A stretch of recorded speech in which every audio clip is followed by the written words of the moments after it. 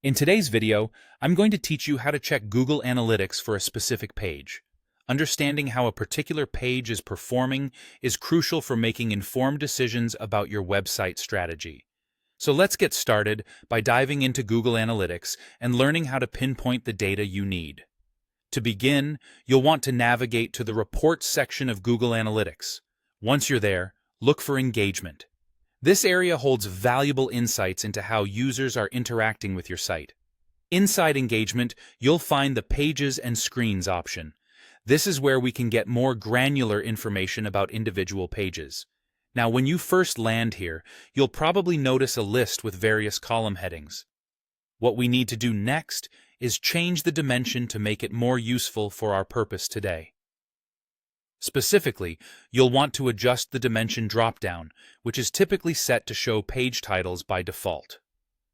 To focus on URLs instead, which provides a clearer picture of specific pages, switch this dropdown to Page Path and Screen class.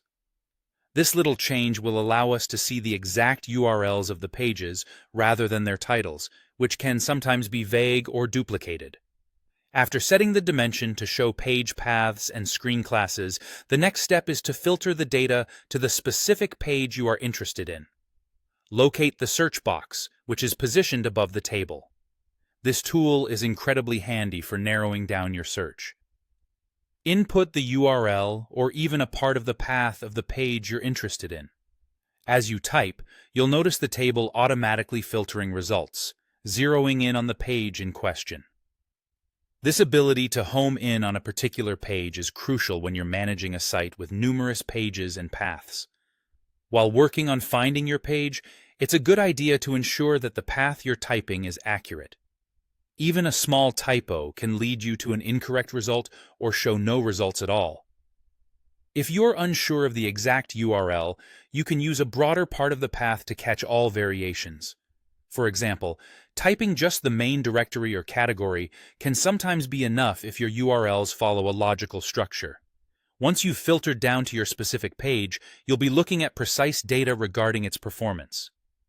You can see a variety of metrics here, such as page views, average engagement time, and more, all specific to that page.